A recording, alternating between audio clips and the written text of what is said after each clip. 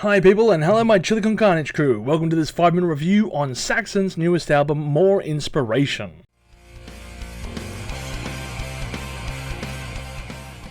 Longtime fans of the show will be able to tell you straight away how I feel about cover albums. To record a cover song is a dangerous path. First up, you must respect the source material. Without respect, there is little care to the original source. Luckily with Saxon, there is respect for the music that they are covering, as they are fans of these musicians. The second hill that they might climb is the one set by the original piece.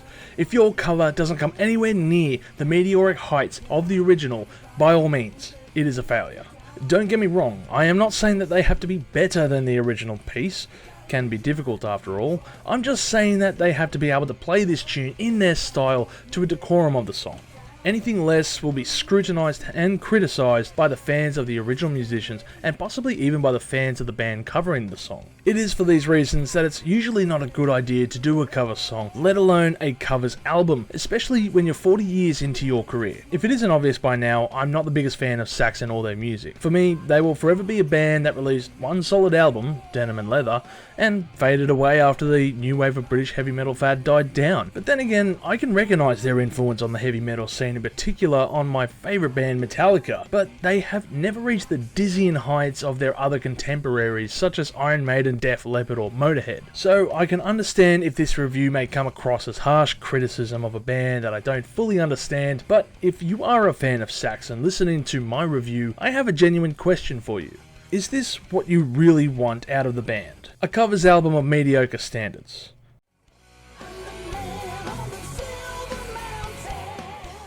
I'm under the impression that the dedicated fanbase of Saxon is pretty happy with the music that they put out, and they are very prolific writers, having released 23 albums to date. No, for me this seems to be a bit of a desperate move by a band, especially considering they only just released a covers album a few years prior. This release feels like leftover dribs and drabs of their previous recordings compiled into a new record, maybe with a few bonus tracks added to the mix. There are quite a few interesting songs that they have chosen to cover, from bands like The Who, Kiss, The Animals, Uriah Heep or Rainbow, but I'm surprised they didn't do a version of Metallica's Seek and Destroy as an Easter egg. It seems like a wasted opportunity, as it could be a nod to the band that took their riff from Princess of the Night and worked it into Seek and Destroy for the first solo.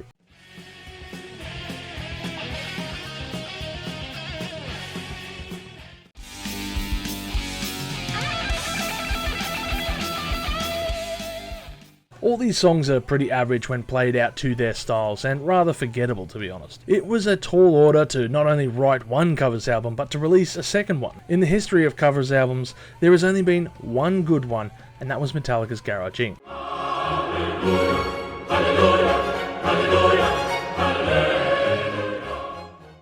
Overall, I will be scoring this very lowly with 500,000 chilies on the spicy scale, and none of the songs are extremely remarkable. I'm guessing some of the fans will say that I'm wrong, and that they really do enjoy what they've released. But in my eyes, this album is just one I would rather soon forget. If you've enjoyed this episode, make sure to leave a like. Also, subscribe to our channel and do all the social things like sharing this video. As always people, you have a great day and stay spicy. Thank you for tuning in to this episode of Live Listen Erased. And if you have enjoyed this episode, make sure you share it with all your friends. Don't forget to subscribe to our Chili Con Carnage crew so you can get notified for all the future videos that we put out, as we put out videos every Friday. Also, we are on Discord, Facebook, Instagram and Twitter over at Live Listen Erased, so make sure to tune in over there. And don't forget to like this video so that our manager can stay very happy.